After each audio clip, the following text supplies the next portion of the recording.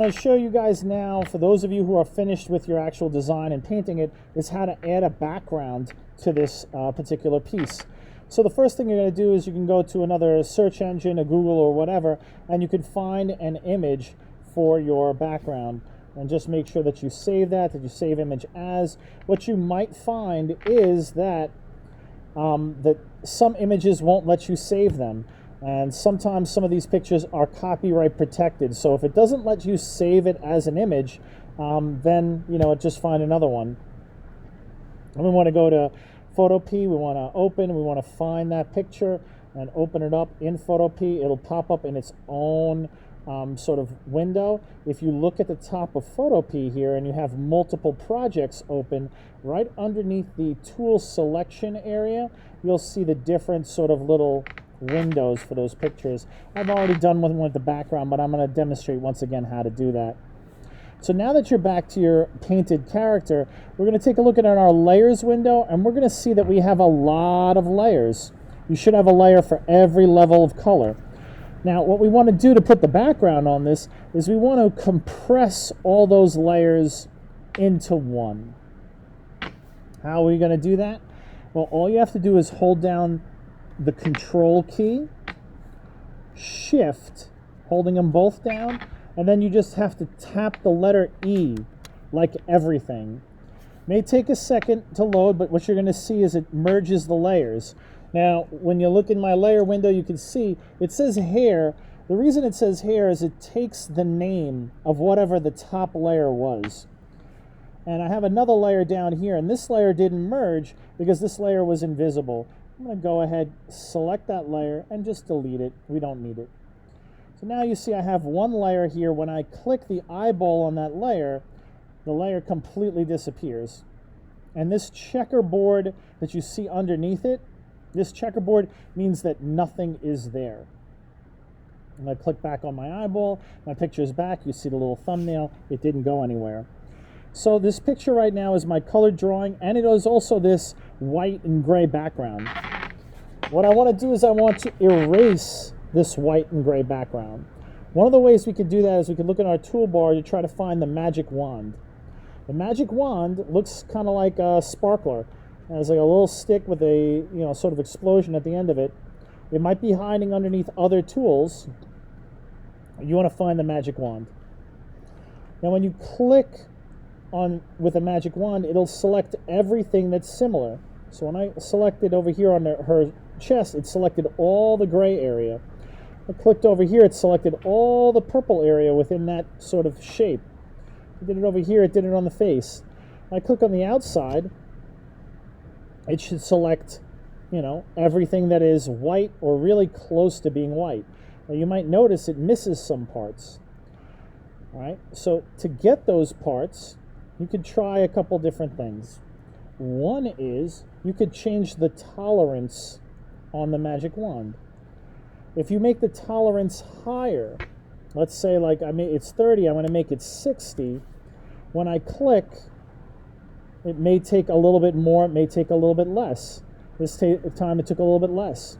I'll try making it a little bit lower. This time I'll make it 15. I'll click again. This time it took even less. So you can mess around with the tolerance and see if you can find a tolerance that will select all your background. Problem is now when I've put it up this high, it's selected not just my background, it's also selected her shirt. So that's no good. So I'm going to go back to maybe let's say 65 and see what happens then. Still selecting a shirt. Go down to 50.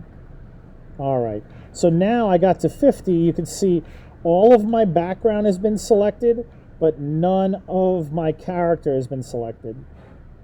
Now what I want to do, since it's selected, is just hit the backspace key. And when I do that, what should happen is everything that was selected should be deleted. If for whatever reason you accidentally have a part of your character selected, just Control-Z, undo it, change the tolerance here, and do it again. So I'm going to delete that by hitting backspace. You can also see in my drawing there's some empty spaces of white under her arms and in between her neck and her hair.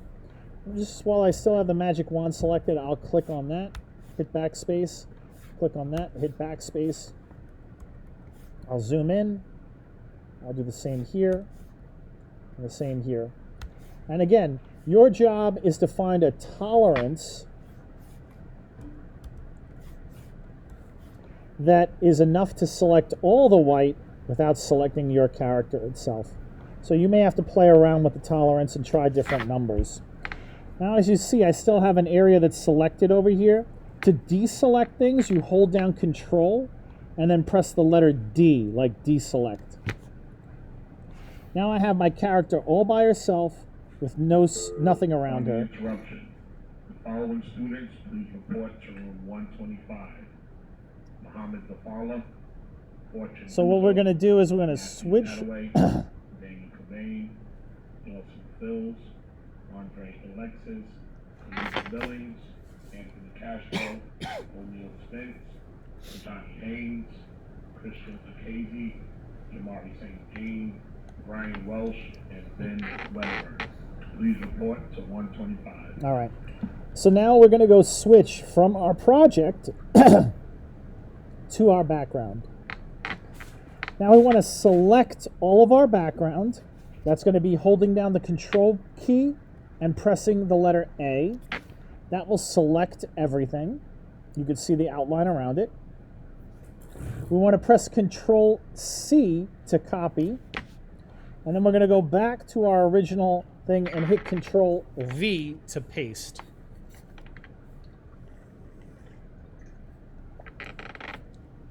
When I paste it, the picture should be on your actual project. It might be a little bit smaller or a little bit bigger than your picture. It also might be in front of your character. If you look at your layers window, you'll see that layer 1 right now is that photograph. And underneath it is my layer for my actual character. To change that, all you have to do is click and drag. I'm clicking and holding, and I'm going to drag layer 1 underneath layer 2. Now you can see the background's behind my character. Still not completely done, because you can see I have all this empty space. So now while I'm selected on layer 1, I'm going to go to the Move tool, select it, and then up here on the options for that tool, I'm going to click on Transform Controls. When I click on Transform Controls, you'll see all of a sudden the dots have appeared around that picture. And some of you know from other programs like Word, if you click on those dots and drag, you can extend, stretch out, move, and reshape the picture. So what I'll do right now is I'll simply just rearrange that photo until I like the way it fits. When I like the way it fits, I'll just hit Enter, and then I'll go back and deselect Transform Controls. And that's how to add a background to your picture. I'm going to go ahead and save that. I'm going to save as a PSD as always.